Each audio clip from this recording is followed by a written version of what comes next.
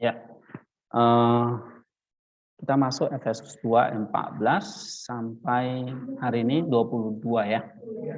Kita lihat sintaktik formnya, lalu penjelasan-penjelasan sintaksisnya. Dan nah kemarin kita udah sampai ayat yang ke 14 ya. Nah, kita mulai biasakan membaca teks Yunaninya sesuai dengan sintaktik formnya atau diagramnya ya. Nah, yang kita pakai di sini diagram dari Lidi ya. Lalu kita pahami clauses atau kalimat yang ada di situ. Misalnya ayat 14 sampai 16 ini kan satu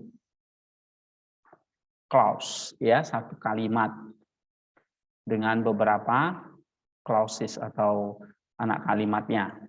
Ya kan?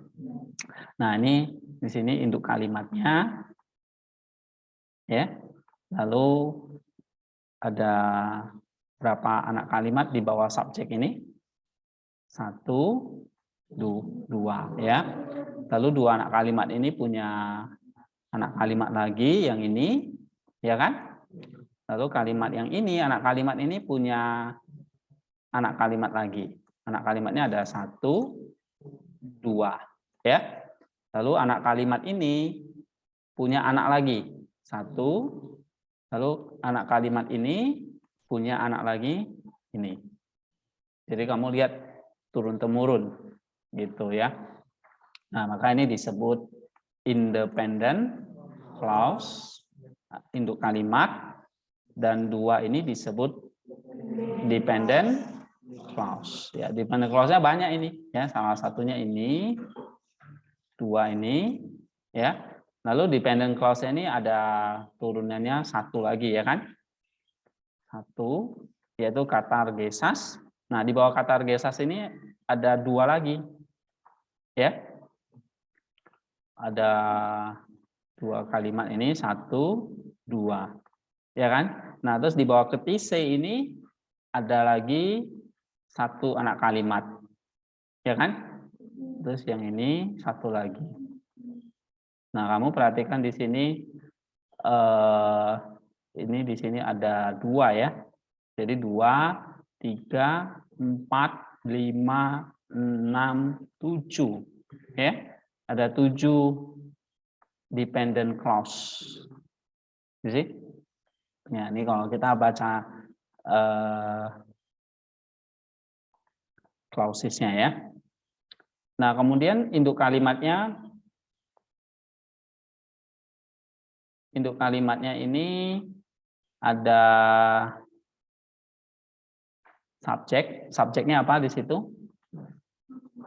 Autos. Predikatnya estin, he, erene ya.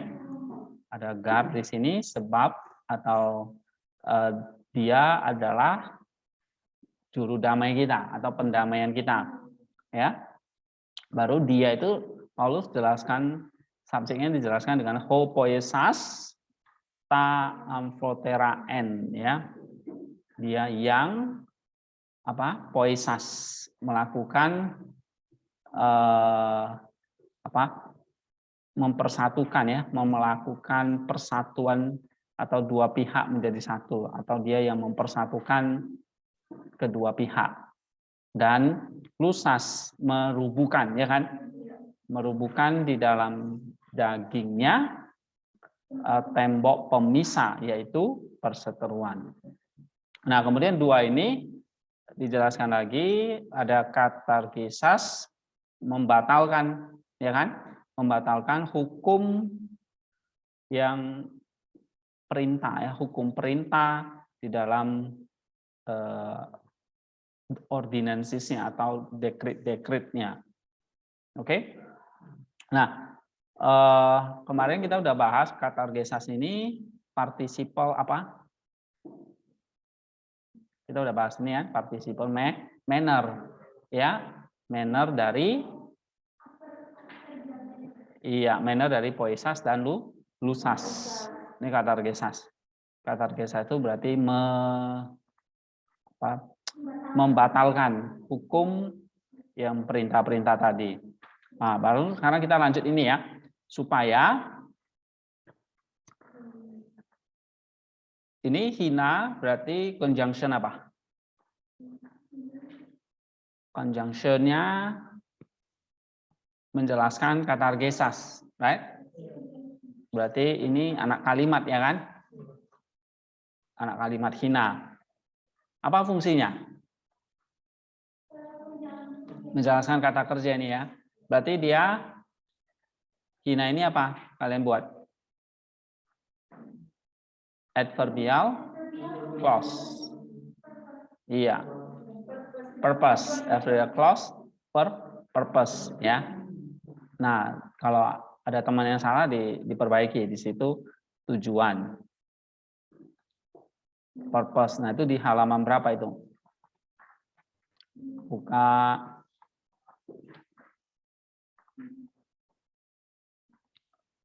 purpose nih ya.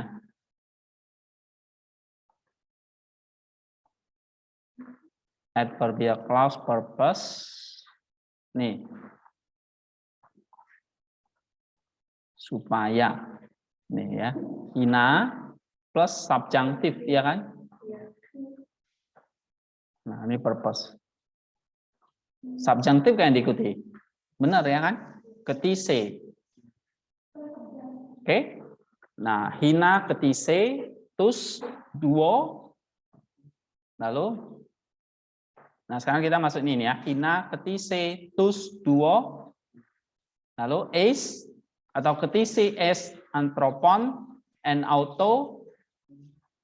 Bacanya begini ya, dari atas ke bawah. Jadi ketise, ini kan ada keterangannya lagi. Es, antropon, enakaino, en auto. Baru tus, duo. Ya. Ya, ini dulu kita pahami.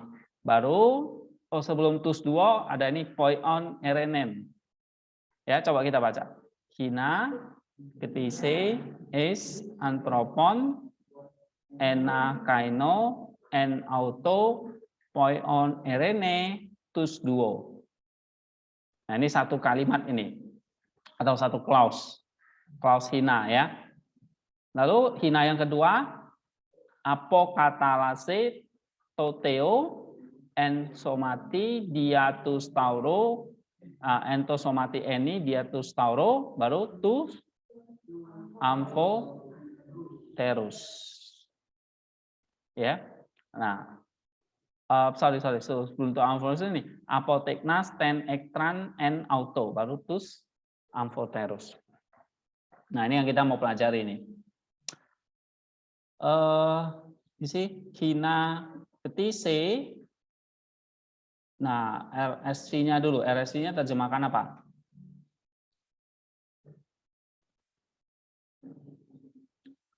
So that, apa di situ? So ya.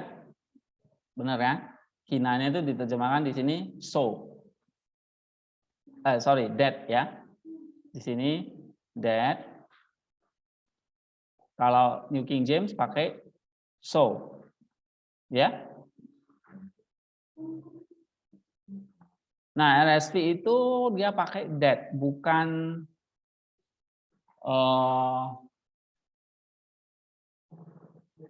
ya. Hina ini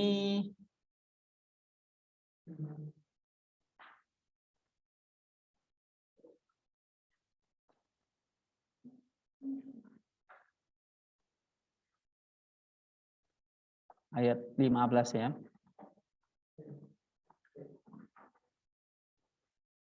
Hina ini dia terjemahkan jadi that, artinya bahwa.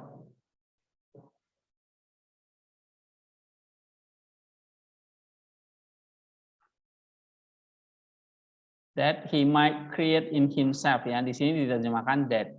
Sedangkan RSV ayat 15-nya untuk. Benar kan? Untuk, berarti tujuan. Nah, RSV dia pakai that. That bahwa, berarti dia bukan menjelaskan tujuan ya. New King James so, jadi ini tujuan. Oke. Nah, lalu tis, kita lihat di sini, tis bukan ketise ya, bukan tis, ketise tu duo. Apa yang diterjemahkan di situ?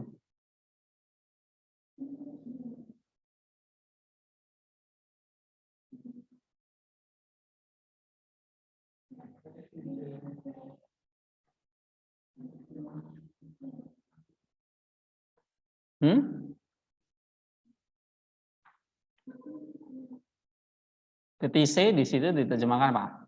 That he might create. Loh, kalian kok kayak nggak pernah belajar? Ditanya dijawab.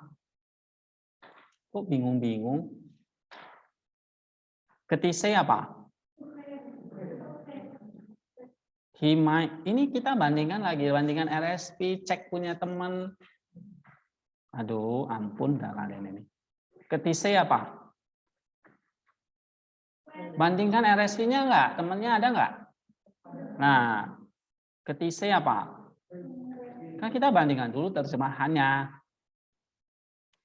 Might create, ya kan? And then he might create an auto di situ, atau di sini is anthropon enakaino and auto. Nah, RSV terjemahkannya apa? As anthropon, that he might create one new man in himself, ya kan? Atau he might create in himself one new man, ya kan? Baru apa lagi? In new man create into in new man in himself. Lalu tus duonya apa di situ?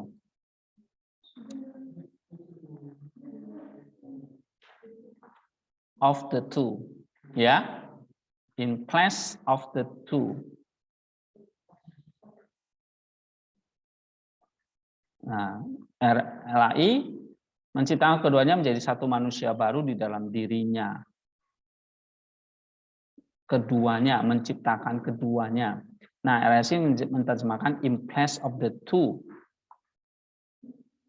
Ya. Nah, RSP-nya in place of the two, atau New King James-nya from the two. Okay. So as to create in himself one new man from the two. Nah, itu yang clause pertama. Ini. Baru poion erenen. Poion erenen RSP-nya apa? So making peace. Kalian kerjakan udah lupa. Kok ditanya bingung-bingung? Apa? Poien erenen making peace. Lihat terjemahannya dulu. Ulangi. Hina di situ diterjemahkan apa? Ketise apa? Iya, to create. Jadi di situ might create.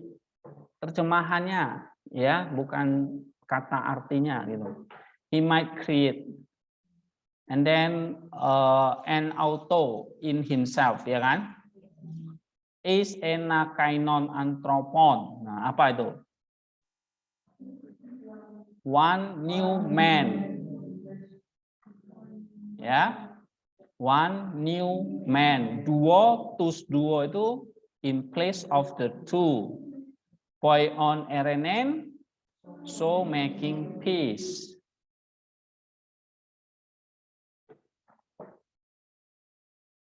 Kalian rohnya udah di sini belum? Tanya bingung-bingung. Oke, ketise. Nah, kamu lihat tuh, ya udah tinggal bahas. Kalau udah tahu terjemahannya, kita lihat kan strukturnya udah tahu. Ini hina clause. Ketise ini berarti menjelaskan apa? Katar gesas, menjelaskan tujuan, ya kan? Nah, auris nih.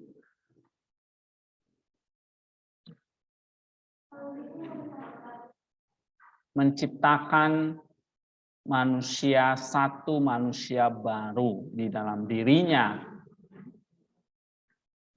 ya, dari dua, from the two, atau LAI menerjemahkannya menciptakan keduanya menjadi satu manusia baru di dalam dirinya, keduanya di situ.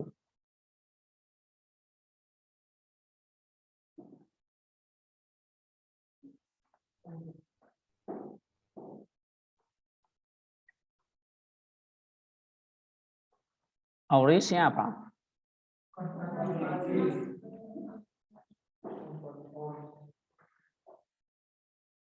Konstatif.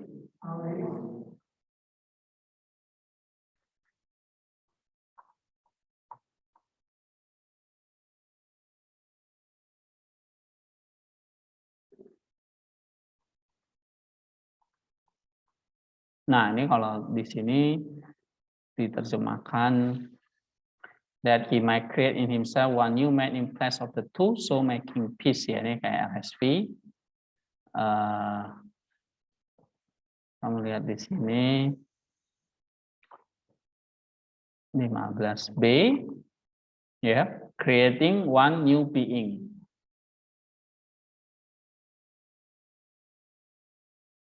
Nah, jadi kedua pihak itu adalah pagan dan Jew, orang Yahudi dan non-Yahudi. Jadi baik kedua pihak itu dipersatukan menjadi satu manusia baru, atau one new person, atau the new spiritual person. Ya. Nah, kan di situ ada kata tus duo, ya, dua pihak, atau menggantikan kedua pihak, keduanya itu siapa? Yaitu yang bertikai dengan Allah tadi, orang Yahudi dan non Yahudi. Right. Di sini kamu bisa baca nih, Chrysostom bilang apa nih? Menciptakan satu manusia baru, menggantikan kedua pihak, itu Gentile versus Jew. Nah, Chrysostom mengatakan, don't you see the Greek does not have to become a Jew. Jadi kamu di sini bisa lihat orang Yunani tidak harus menjadi orang Yahudi.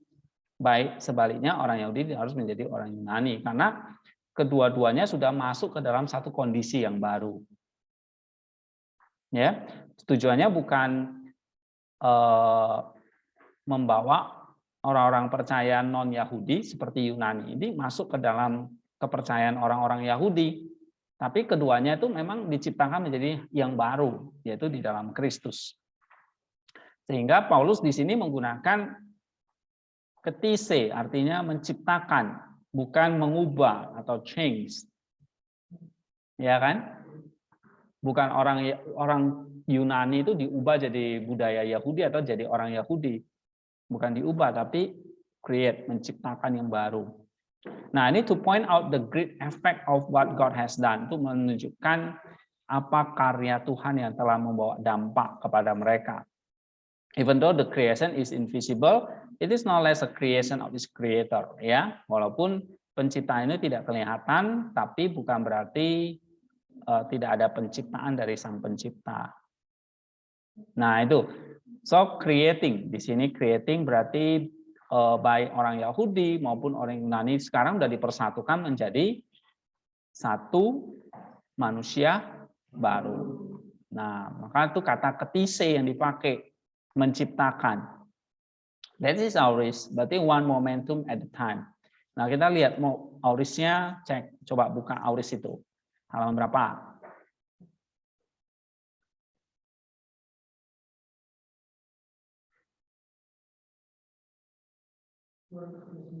Berapa? 239. Apa saja auris? Ada konstatif, ingresif, konsumatif, epistolari, futuristik atau proleptik. Iya, past auris atau dramatic auris. Nah, di situ kan Kristus membatalkan hukum Taurat supaya ini dia menciptakan kedua pihak itu menjadi satu manusia baru di dalam dirinya. Nah, create-nya itu at the one point of the time ya, konstatif. Ya, apa pengertian konstatif? You see.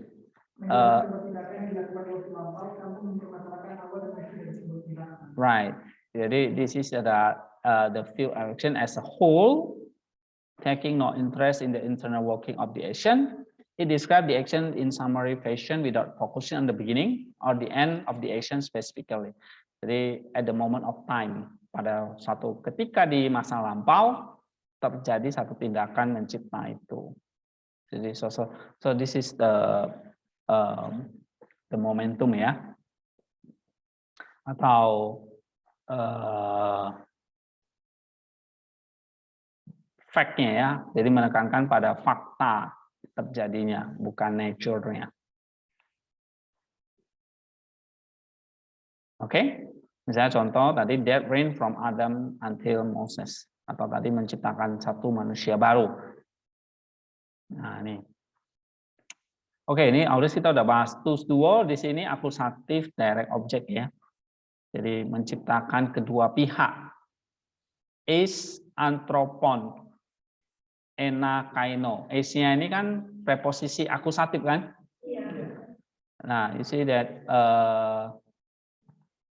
kamu lihat ada pipi ini ya. Pipi ini prepositional phrase ini fungsinya untuk menjelaskan bisa itu apa? Kata kerja, ya kan? Verb. Ya, ataupun kata benda nomina ya.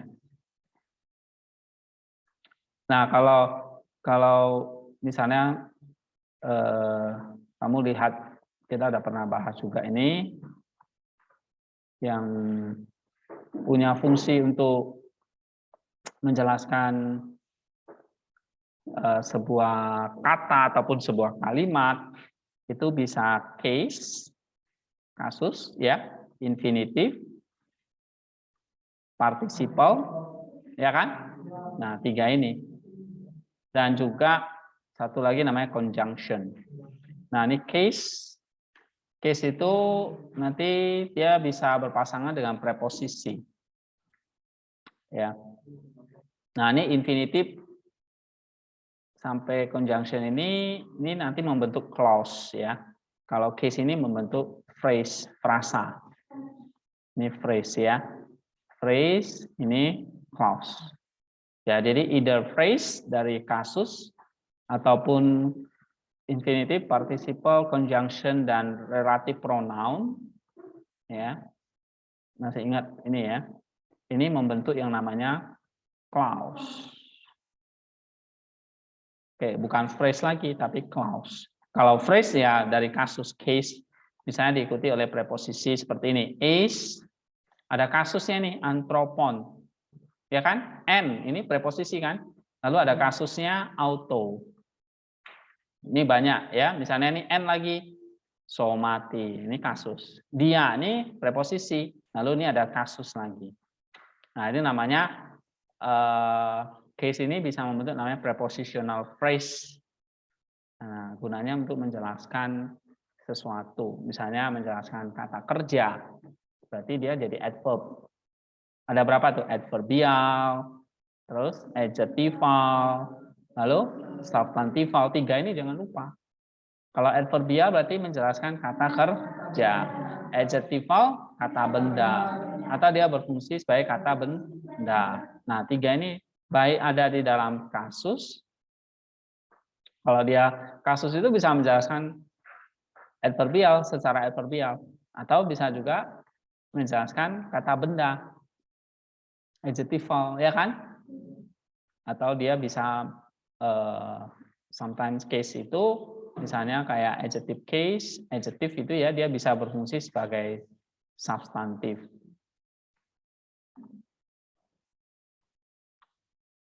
adjectival, adverbial, adjectival, substantif. Nanti kalau belajar case seperti itu, misalnya akusatif, datif, ya.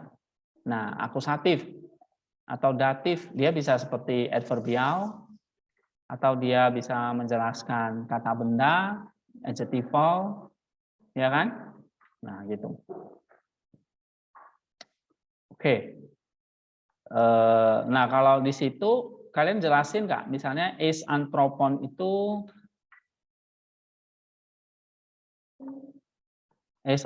itu akusatif, terus anthropon akusatif apa? Ada di situ penjelasannya? Ada ya? Nah, menciptakan is anthropon enakainon. RSI terjemahkannya apa? One new man, ya kan? Satu manusia baru, tapi dia nggak menerjemahkan ininya, is-nya, ya. Nah, kita lihat preposisi is. Coba buka preposisi is itu halaman berapa? Semua ada di buku ini. Hah? Ya. Kita tinggal pakai aja, lihat ya. Nah, kalau lupa kita tinggal cek lagi. Is diikuti akusatif saja. Ada spatial, temporal, purpose, result, reference, advantage, in the face of n. Yang mana ini?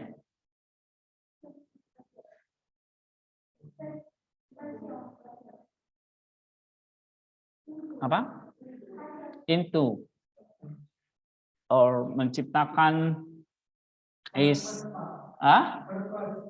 purpose untuk. Purpose berarti untuk. Status duo. Nah, antroponnya ini bukan objek langsung, ya kan? Duonya ini yang objek langsung. Tapi antropon akusatif, tapi ada is-nya nih, bukan objek langsung nih. Karena dalam is itu nggak ada objek langsung. Purpose. Atau apa? Selain purpose apa? Spasial, tempat. Nggak, bukan tempat ya. Ini bukan menunjuk ke arah satu tempat. Karena ini manusia baru. Satu manusia baru. Ya kan? Coba kita bandingkan terjemahan lain. New King James pakai apa dia? One new man ya, objek langsung juga ya. Nggak ada is-nya, nggak diterjemahin ya. Ya, ya itu kayak diterjemahkannya jadi kayak objek langsung ya, menciptakan satu manusia baru, one new man. Padahal posisinya ini is enakaino antropon ya kan, ada is-nya. King James, kalau LAI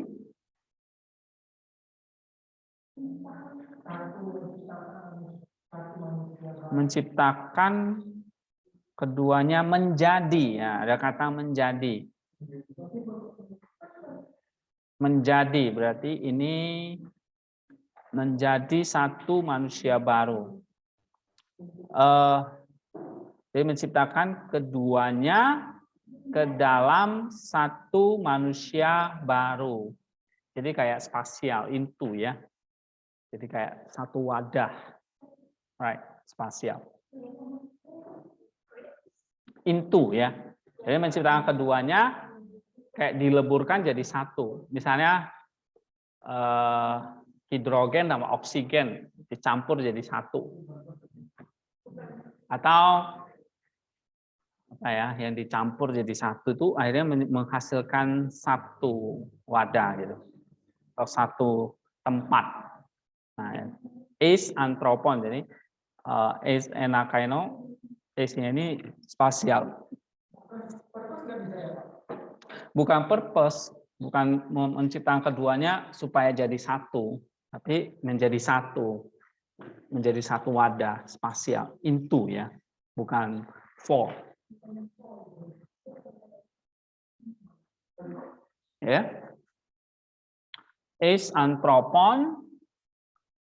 Ini baru ena kainon itu menjelaskan anthropon ya. Ena ini adjektif satu, kainon ini adjektif juga. Ini ena kainon ini adjektif. Nah, masih ingat adjektif ya? Adjektif itu, nah kita ulangi lagi. Adjektif itu halaman berapa?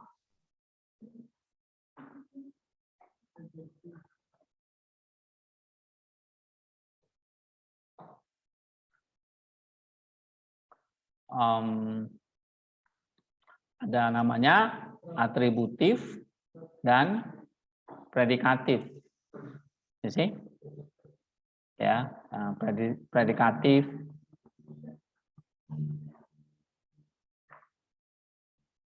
Ini atributif position, masih ingat ya. Misalnya kota Kudus, kota yang suci. Nah, kata suci atau kudus ini posisinya atributif. Manusia baru, nah, kata barunya apa? Atributif. Ya kan? Ya kalau saya tanya ini kainon, ena, ini dua-duanya kata sifat kan? Adjektif. Nah, adjektif apa ini? Atributif ya. Menjelaskan anthropon. Ya. Dua-duanya juga akusatif ya. Ke dalam satu manusia baru. And then an auto di dalam dirinya. Nah, ini ada n lagi dan datif. Coba kita cek n. Apa? N auto itu apa?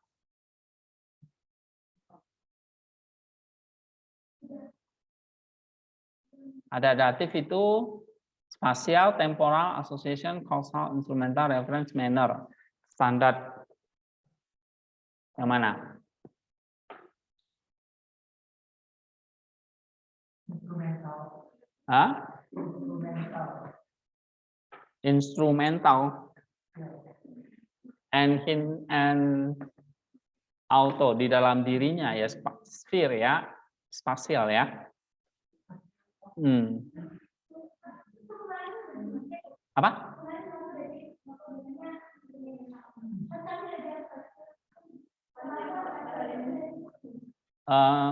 And auto kan? Menciptakan manusia baru di dalam dirinya. Iya, spasial. Instrumentalnya apa? Instrumentalnya itu tadi ente sarki itu ya. And auto kan belum kita bahas. Ya. Lalu point on RNN. Nah, ini participle. Menjelaskan participle apa ini? Ketise. Berarti ini clause lagi. Ya kan? Apa clause apa? Ini adverbial clause. Benar. Ya kan? Nah, adverbial clause karena di sini kata kerjanya. Oke. Partisipnya point on. Participle apa ini? Adverbial clause apa ini? Nah, kamu lihat di dalam participle itu kalau dia sebagai adverbial ada berapa macam? Bisa manner, bisa purpose, right? Ya kan? Bingung nggak nih? Enggak kan? Nah, ini misalnya kan dia adverbial clause kan? Bisa time, bisa result ya, purpose, manner, means, location, complementary, condition, concession, comparison, cost. You see? Ya, ini namanya apa? Adverbial clause.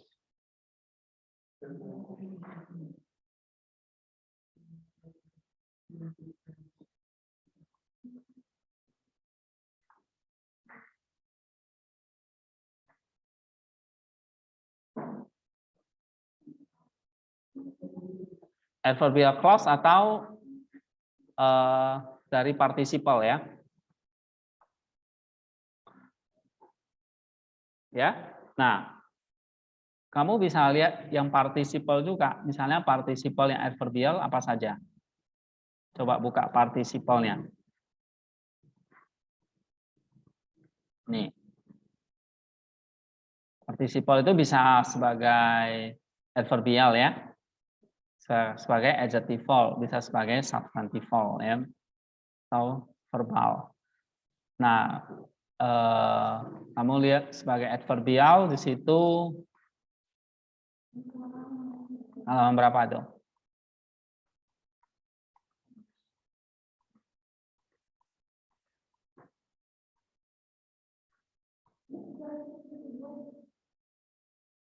(200).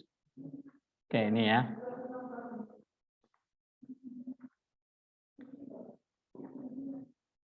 Ini adverbial ya. Adverbial bisa menunjukkan waktu, temporal. Ini participle-nya ya. Manner, right? And then means, cause, condition, concession, purpose, ya, result. Nah, itu semua ada nanti dalam adverbial clause. Ya. Nah, itu maksudnya. Jadi kalau ketemu ini, ketemu kayak participle ini, nah kalian sudah harus ngerti. Oh, ini adverbial clause ini, participle clause ini menjelaskan ke TC. Participle apa ini?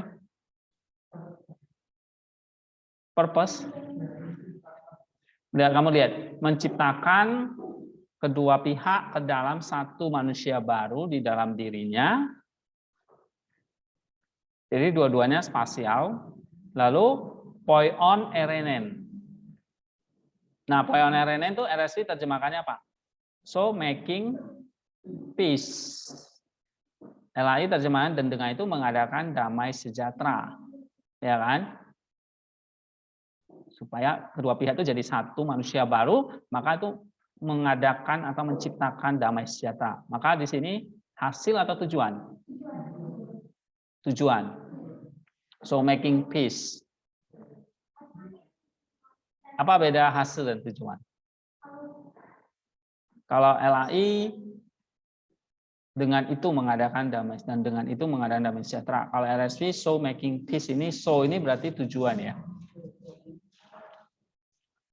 Kalau New King James das sehingga making peace ini hasil. Hasilnya damai sejahtera. I think it result okay ya.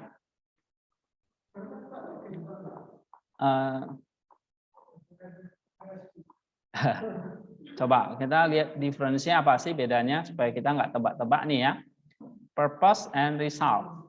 Kita lihat lagi ya. Purpose ini intention without accomplishment, intention with accomplishment. Jadi dalam purpose itu ada intention-nya. Ya. Intention emphasize. Dalam result juga ada intention emphasize, accomplish emphasize. Ini kadang-kadang area ambigunya ya. Intention with accomplishment, accomplishment that was intended. Oke.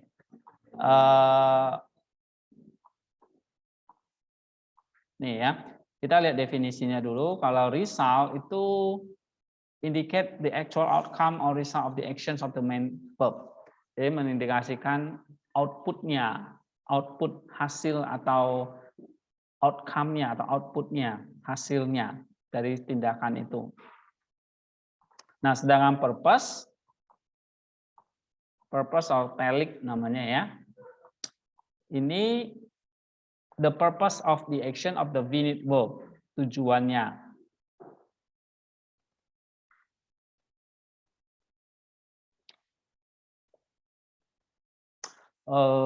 Nah, kalau kita lihat mengidentifikasinya gini.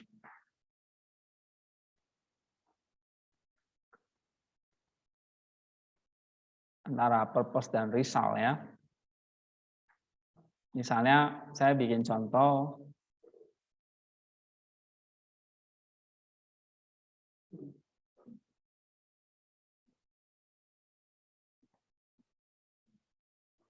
Yesus datang ke dunia untuk menyelamatkan atau hasilnya keselamatan. Sebenarnya dua-duanya bisa. Tapi kalau misalnya Yesus berinkarnasi atau firman Allah berinkarnasi jadi manusia, titik-titik menyelamatkan manusia. Purpose, tujuannya kan untuk menyelamatkan manusia. Jadi untuk menyelamatkan itu udah pasti purpose. Jangan katakan itu hasil. Ya. Nah, kalau hasil itu adalah setelah purpose itu tercapai gitu. Ya. Jadi untuk menyelamatkan dan terjadi keselamatan, hasilnya adalah keselamatan dari Allah. So, kalau result itu artinya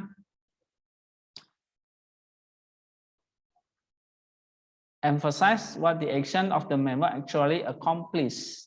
Apa yang sudah accomplish, apa yang sudah tercapai gitu. Nah, misalnya kalau di situ menciptakan satu manusia baru,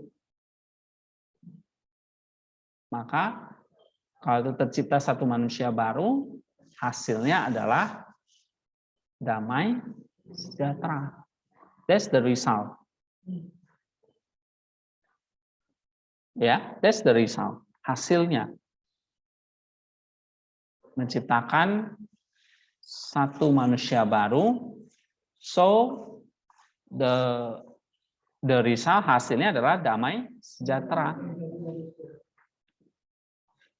It can be the result ya.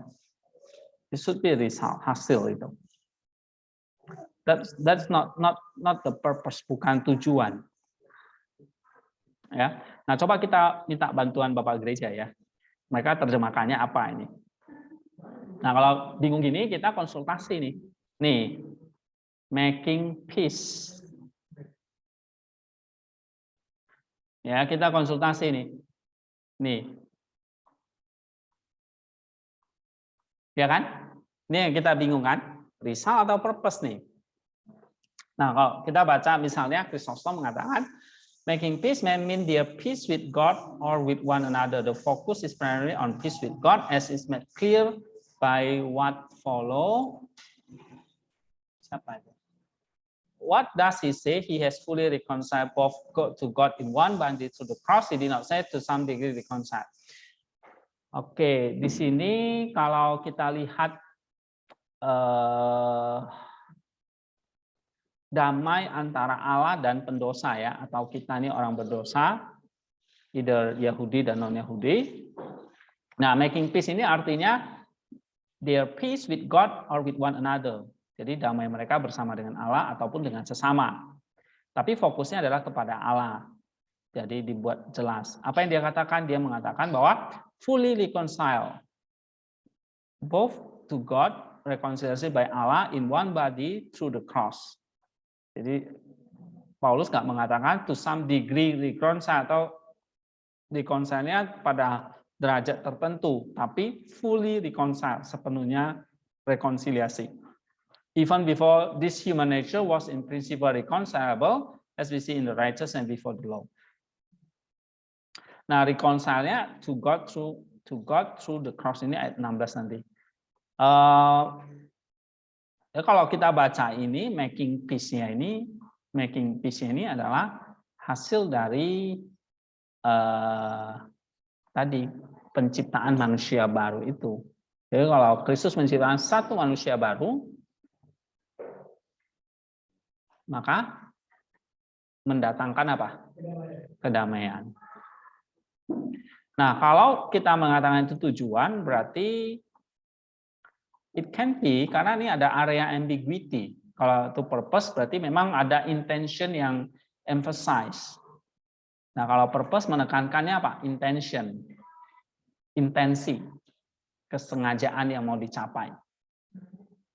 Jadi, Kristus menciptakan manusia baru itu memang tujuannya, kesengajaannya adalah mendamaikan para pendosa dengan Allah. Itu bisa intention. Tapi kalau yang menekankan result itu accomplishment. Pencapaiannya. Accomplishment itu artinya hasil pencapaian atau pencapaian. Nah, pencapaiannya ditekankan. Begitu menciptakan manusia baru, hasilnya damai sejahtera. Hasil itu kayak misalnya kita tanya, kamu mau masak tujuannya untuk makan atau hasilnya kenyang? Apa bedanya? Memasak nih, tujuannya untuk makan atau hasilnya kenyang. Jadi dua-duanya bisa ya kan? Nah, di sini memang ya saya masak tujuannya, intentionnya adalah makan. Hasilnya kenyang. Oke? Sama kayak Kristus ini juga. Kalau saya mengatakan itu purpose menciptakan, iya menciptakan manusia baru supaya tercipta damai sejahtera. Hasilnya damai sejahtera, accomplishment. So this is the area of ambiguity, atau makanya ada semantic overlap ya antara purpose dan result. Tapi result menekankan accomplishment, purpose itu intention ya, itu perbedaannya. Jadi sekarang kita mau menekankan di mana aja, mau intention atau accomplishment. Ya. Makanya kamu lihat dalam terjemahan itu bisa beda-beda ya. Ada pakai so, berarti ini so that itu biasanya hasil, ya. New King James itu does hasil, ya. Ada nggak yang mengatakan to establish peace? Nggak ada ya. Oke. Tapi dua-duanya sih bisa. Jadi kalau kalian bisa result atau purpose, that's okay. We have to move on. Dengan sekarang satu lagi, apokatalatsetus amphoterus. Sekarang ayat 16 ya. 16. Coba baca. Apokatalatse toteo ensomati diatus ensomati eni ya, sorry. Lalu diatus tauru apoteknas and autotek ektran. Nah, baru nitus amphoterus. Nah, apokatalatse itu diterjemahkan apa sama RSV? Apa?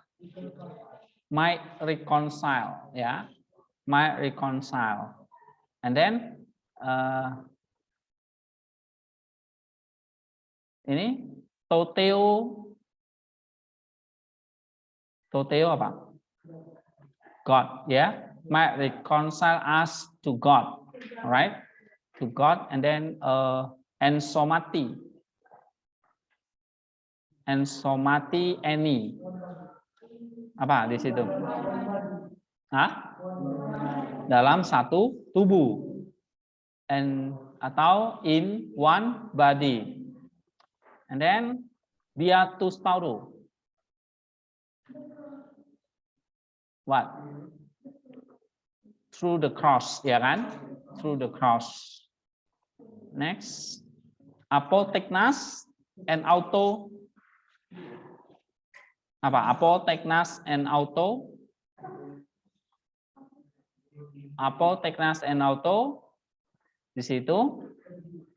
Hah?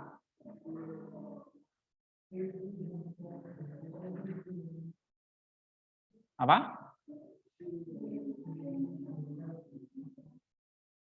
Apoteknas and auto. Di situ bringing and auto himself. Di situ nggak ada ya. Tapi LSC terjemahkannya bringing, lalu Ektran itu hostility, jadi bringing hostility. Ya. To an end. Bring to an end itu artinya melenyapkan. Apoteknas itu diterjemahkan ini. Bring to an end, mengakhiri atau melenyapkan. Melenyapkan apa? Hostility, Ektran. And autonya dia nggak terjemahkan ya.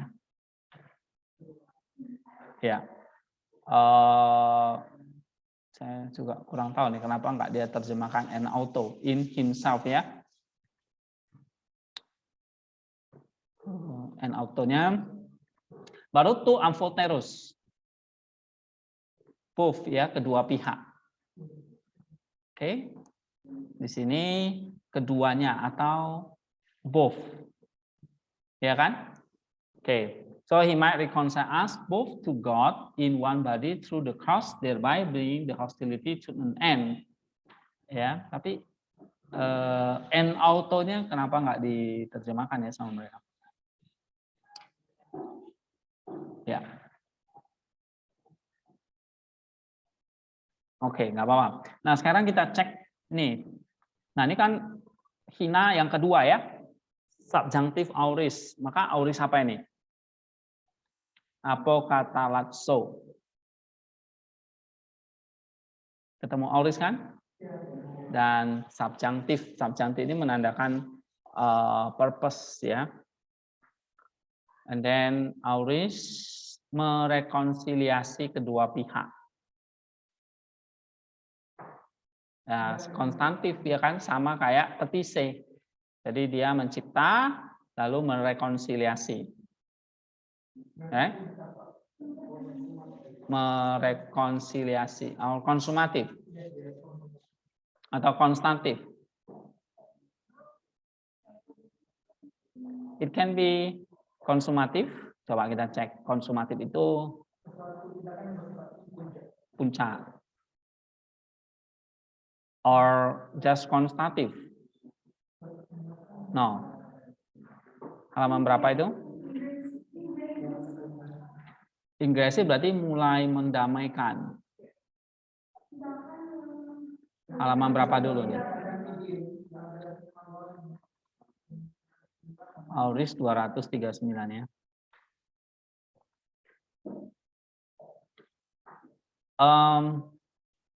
Konstatif tadi, terus yang kedua ingresif itu stress the beginning ya, and then yang ketiga konsumatif ini.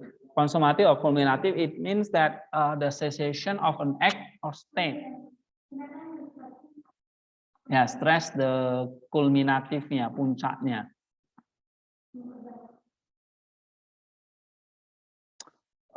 Konteksnya adalah ini ya.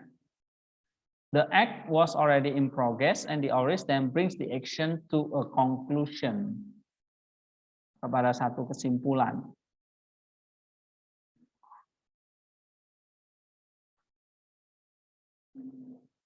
Yeah. So, what is the ini? Ini kalau di sini diterjemah reconcile ya.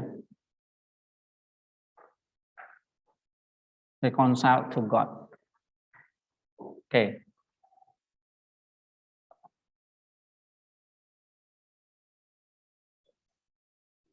Nah, dia menciptakan dan merekonsiliasi. I think ini satu kejadian sekaligus gitu. Ya. So kalau di atas ini adalah konstatif, maka bawahnya sama. Konstatif. Ya. Ya, apokatalat C. Oke, konstatif juga. Jadi bukan menekankan hierarkinya ya. Ini tercapai baru puncaknya ini. Satu paket gitu. Jadi sama-sama konstatif ya. No. Bukan.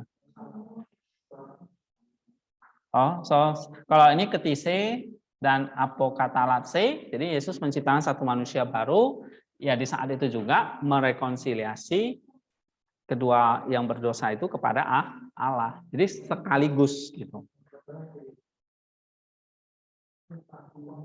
Konstatif ya.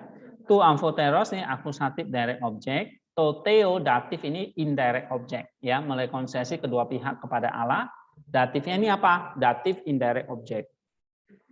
Lalu N somati di dalam tubuhnya.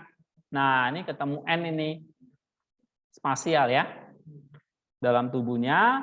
Diatus tauro. Nah, dia itu melalui salib. Dalam tubuhnya yang satu melalui salib. Jadi kata dia, coba kita buka. Dia plus genitif. Halaman berapa itu? Dia plus genitif. Preposisi dia plus genitif bisa means, bisa cause ya.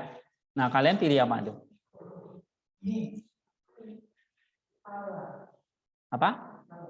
Melalui salib, berarti means or manner.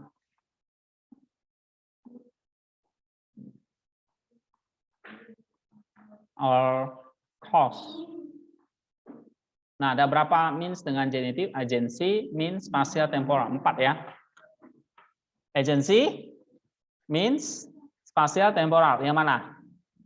Means ya. Oke. Jadi dengan salib. Ya, salib itu merekonsiliasi.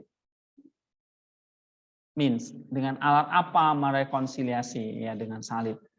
Nah, itu dengan kematian ya maksudnya. Lalu apoteknas en auto. Mengakhiri enmity, permusuhan atau hostility. Nah, partisipalnya di sini apa? Menjelaskan apokatalatse. Partisipal apa ini? Means, manner, purpose, cause. Tadi poion, result atau purpose ya kan? Kalau ini? Nah, waktu merekonsiliasi hasilnya apa? Permusuhan berakhir. So, this is can be result atau purpose juga. Ya, apoteknas ini mengakhiri permusuhan. Nah, kalau ada rekonsiliasi ya hasilnya apa? Permusuhannya berakhir atau tujuannya untuk mengakhiri permusuhan. Jadi dua-dua bisa result, bisa purpose ya. Nah, kalian bikin apa?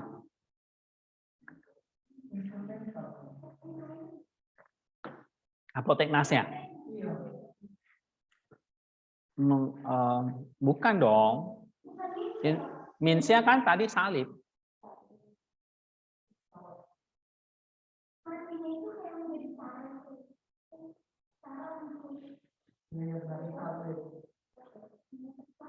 Yang mana mati? Ya, matinya benar. Cara enggak, bukan dia ya. Dia di sini lebih kepada means, alatnya. Dia ini loh, dia tustauro, alatnya. Ya, tapi yang kita bahas ini kan apoteknas. Apoteknas itu artinya melenyapkan atau membunuh ya, menghilangkan permusuhan. Berarti itu hasil ya. Atau purpose lah. Lalu ektran permusuhannya akusatif direct object. En auto dia spasial lagi ya, atau sphere. Apa? Ektran direct objeknya. Akusatif direct object. Melenyapkan ya. Kalau LAI terjemahkannya melenyapkan, itu betul ya. Atau New King James juga bagus nih. Putting to death. Ya. Nah, yang anehnya kok kenapa banyak terjemahan en auto itu nggak terjemahkan en autonya ya? Mayoritas ini. NAS ada ya, by it olehnya, pakai dia pakai by ya. Berarti pakai agency. Jadi olehnya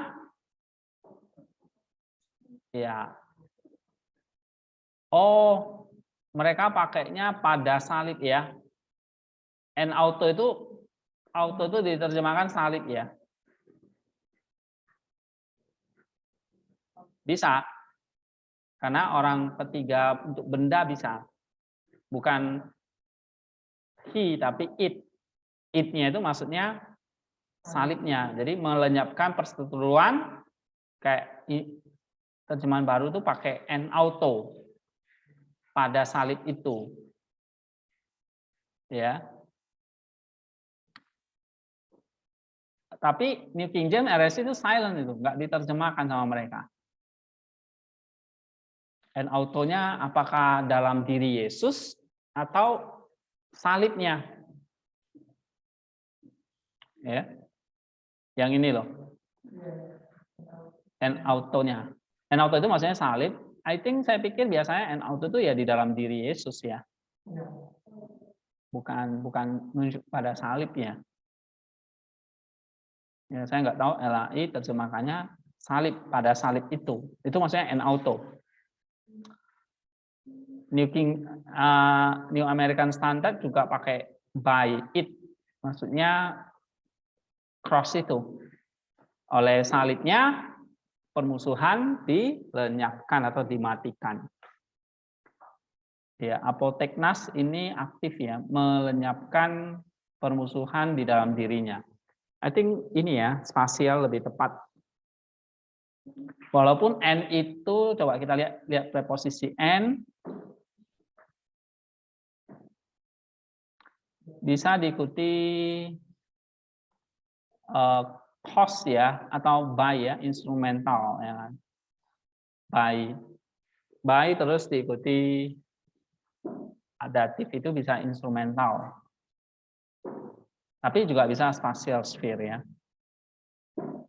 Oke, nah ini beda-beda nih. Kita lihat terjemahnya sudah beda-beda nih. Ini ada by it. Kalau New King James RSV silence ya, mereka nggak tambahin apa-apa ini. Karena mereka mungkin bingung juga itu. En auto atau en autonya ini in himself atau by the cross. Ya karena memang n ini ambigu ya, bisa macam-macam artinya. Nah, kalian bikin apa di situ? Cause. En autonya apa? Cause. Berarti karena dia itu. Yang mana instrumental? N-nya. En auto berarti oleh salib ya. Oke, bolehlah. Asal terjemahannya pas.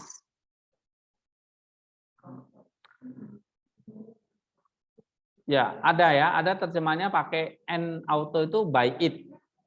Oleh salib itu maksudnya. Ya, permusuhan itu dilenyapkan atau melenyapkan permusuhan oleh salib itu. Atau cause ada nggak ya? Oke, bisa juga. Karena salib itu boleh. Tapi waktu terjemahkannya apa? Kalau cause berarti karena. Kalau pakai oleh ya salah. Ada yang spasial di dalam dirinya? Berarti in. Spasial. Iya, di dalam dirinya. Bukan di dalamnya. Di dalam dirinya. Ada kata autonya. Auto itu maksudnya menunjuk kepada Kristusnya. Bukan salib. Ya.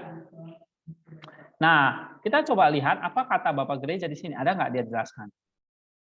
Nih, bringing us to that, his death indeed the hostility. Oke, jadi ini kalau Chrysostom benar ya. Chrysostom di sini Bapak Gereja menjelaskan permusuhan itu berakhir atau permusuhan itu dibinasakan karena ini his death-nya, kematiannya. Jadi kematiannya mengakhiri permusuhan. So maybe memang pas en auto itu bisa diterjemahkan karena salibnya atau oleh salibnya. I think dua-dua oke lah, ya. Nah, ini Chrysostom menjelaskan gini, no expression could be more authoritative or more emphatic. His death Nah, kematiannya apa?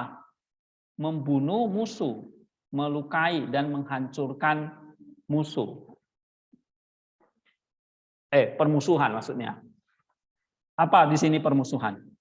Ektran ini. Ya, ten ektran. Maka ada kata en auto. Nah, en auto di sini Bapak Gereja Chrysostom mengatakan itu apa? Kematiannya. Atau berarti di sini salibnya. Ya, nih dia katakan his death, kematiannya mengakhiri perseteruan atau permusuhan.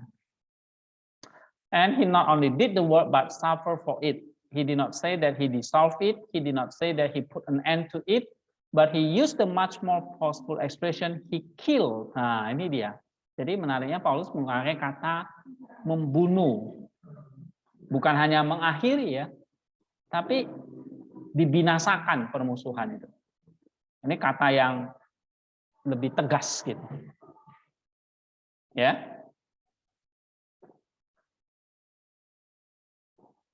So, how does it rise again from our great weakness? So long as we remain in the body of Christ, so long we are one with Him, it does not rise again, but lies dead. Maka kalau kita ada di dalam tubuh Kristus, maka permusuhan itu nggak akan bangkit lagi, tapi terbaring mati. Ya. Oke, coba kita lihat lagi dua hina ini. Jadi Kriste itu lebih ke arah positif ya, menciptakan manusia baru nih, positive sense. Yang kedua negative sense ya. Lebih kepada menghabiskan yang negatifnya. Jadi permusuhan itu dilenyapkan. Sehingga ada rekonsiliasi dengan Allah.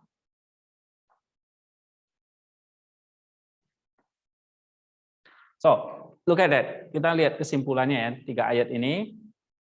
Autos estin, Kristus adalah damai sejahtera kita. Dia adalah yang memisahkan, mempersatukan kedua pihak dan merubuhkan tembok pemisah, yaitu perseteruan di dalam dagingnya atau oleh dagingnya, jadi oleh inkarnasinya ya. Dan dua ini dijelaskan lagi, mempersatukan dan merubuhkan ini dijelaskan lagi dengan kemarin partisipalnya ini apa? Katargesas ini dengan membatalkan kan hukum Taurat supaya penghalang atau hukum Taurat ini dirobohkan ya, dibatalkan sehingga kita bisa dipersatukan gitu kan. Nah, untuk merobohkan hukum Taurat ini ya. Nah, ini memang ada dua maksud ini.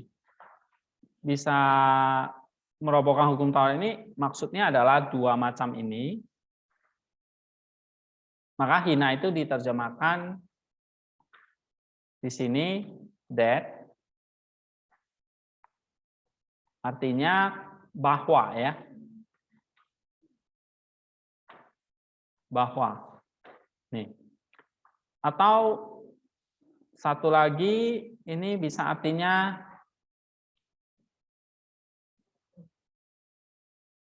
to ya, atau for, untuk. Right? Jadi bisa purpose. Jadi kata gesas ini membatalkan hukum Taurat supaya kita cipta baru dan rekonsiliasi dengan Allah. I think this is purpose ya. Hina ini purpose supaya kita dipersatukan dengan Allah, menjadi manusia baru dan ini. Nah, kamu lihat di sini, Kristus jadi juru damai kita atau pendamaian kita, ya maksudnya adalah dia memisahkan, merubuhkan tembok itu dan mempersatukan kedua pihak, orang Yahudi dan non-Yahudi, ya. Itu jadi juru damainya. Jadi kita bisa berdamai dengan Allah, bahkan berdamai dengan sesama. Nah, tapi ada caranya ini. Dia harus apa? Bukan. Katargesas tomonon membatalkan hukum Taurat. Ya kan? Membatalkan hukum Taurat gitu. Nah, memang kan kemarin kita bahas ente sarki ini kan bisa ditaruh di bawah lusas atau di bawah katergesas. Nah, untuk membatalkan hukum Taurat itu ente sarki auto. Ada means-nya, alatnya yaitu dengan tubuhnya. Dengan dagingnya. Gitu. Oke. Nah, kalau kita lihat di sini dalam buku Bapak Gereja ini kita lihat berapa itu 14 ya. Ya, Christ is our peace. Lalu dia breaking down the wall of hostility, merubuhkan tembok pemisah. Nah, ini membatalkan the law of commandment and ordinances. Ya.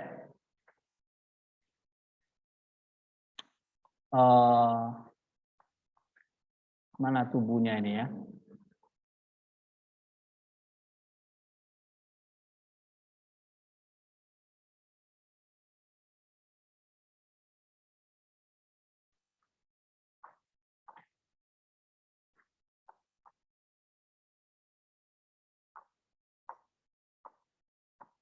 Coba kita lihat terjemahannya. Jadi kita memang mesti detail ini ya. For his our peace and may above one broken the division by abolishing. Nah, ini kan by abolishing in his flesh. Ya, dengan membatalkan hukum Taurat di dalam dagingnya. Nah, ini in his flesh ini kita mesti tahu nih maksudnya apa. Nah, Chrysostom mengatakan mana ya? Abolishing in his flesh-nya nggak dijelasin ya di sini ya.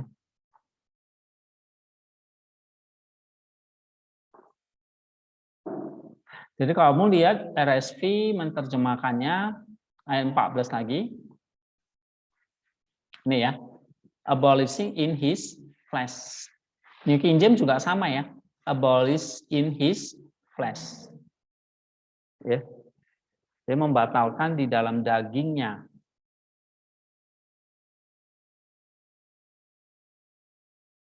Membatalkan hukum Taurat. Kalau LAI apa?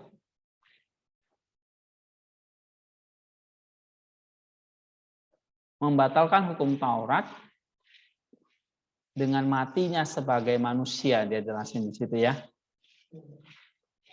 Dalam dagingnya.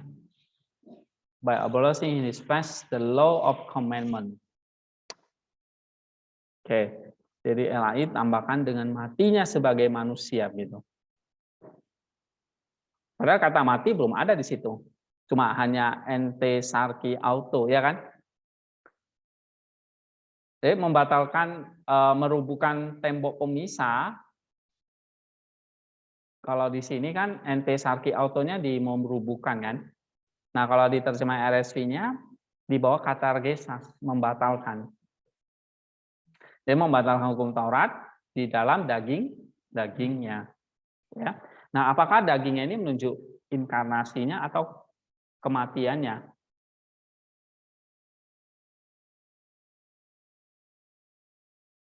Nah ini sesuatu yang kita harus dalami lebih lanjut ya.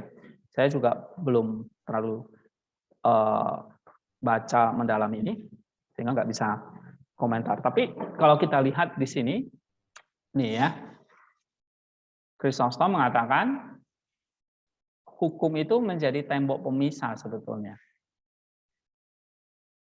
Nah, tembok pemisah antara Allah dan manusia, seperti itu. Itu ada tembok kan? Kita di sini, Allah di sana. Tapi kita nggak bisa berhubungan dengan Allah karena ada temboknya.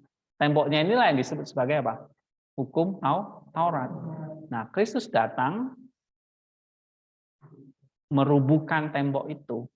Itu yang disebut ini, lusas ini. Ya. Nah, terus dia mempersatukan dua pihak karena temboknya rubuh. Lalu dia membatalkan hukum Taurat. Nah, baru dia masuk. Apa hubungan tembok dengan hukum Taurat ini? Tembok itu kan kayak kiasan. Maksudnya yang dia maksud itu adalah hukum Taurat tadi, hukum yang banyak perintah tadi itu. Ini, law of commandment and ordinances. Nah, itu adalah temboknya. Maka Chrysostom mengatakan the law was a fence di sini. Hukum Taurat itu temboknya. Ya. Tapi sebetulnya tembok ini dibuat kita untuk security kita, keamanan kita. Kenapa kok ada tembok-tembok di sekitar kita? Yang sebetulnya melindungi kita kan. Dari penjahat, dari pencuri gitu. Tembok. Kamu lihat rumah-rumah yang mewah itu kan pagarnya tinggi-tinggi kan. Temboknya tinggi-tinggi. Ya sebetulnya satu sisi itu memisahkan kita dengan orang luar, tapi melindungi kita, security. Nah, Kristus datang merobohkan tembok itu. Dia abolish, baru sekarang dia telah merubuhkan hukum, membatalkan hukum itu melalui pengajarannya. Lalu dia gave up a law that we might keep it, but when we fail to keep it and deserve punishment, he dissolved the law. Nah, tapi walaupun kita gagal melakukannya atau menjaga hukumnya, tapi nggak usah khawatir, dia sudah melobuhkan, dia sudah dissolve the law gitu, dia sudah mengalahkan hukum itu atau membatalkan hukum itu. Ya, makanya kita selamat itu bukan karena kita melakukan hukum Taurat, tapi karena kita ada di dalam Kristus. Nah, di dalam Kristus yang sudah membatalkan hukum Taurat itu, abolish the law of commandment. Ya. So, hukum Tauratnya bukan tidak berlaku lagi, tetapi sudah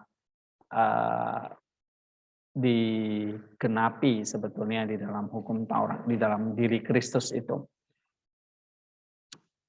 Ya, maka di dalam dagingnya, jadi kata daging itu bisa memang nanti bisa menunjuk kepada kematiannya nanti. Ya, tapi ini kita harus dalami lagi. Di sini nggak dijelasin ya. Ente sarkinya nggak dijelasin di sini. Nggak ada di sini ya. Oke, jadi kita mesti dalami lagi, baca buku yang lain lagi atau tafsiran yang lain ya.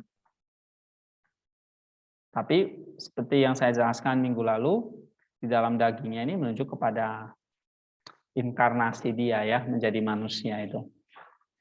Menjadi daging itu. Oke, ini satu bagian sudah selesai, kita break dulu. Nanti kita sambung 17-18 ya. Nah, ini nanti mungkin bisa lebih cepat nanti. Lalu 19-22. Kita break 10 menit, kita masuk lagi ya.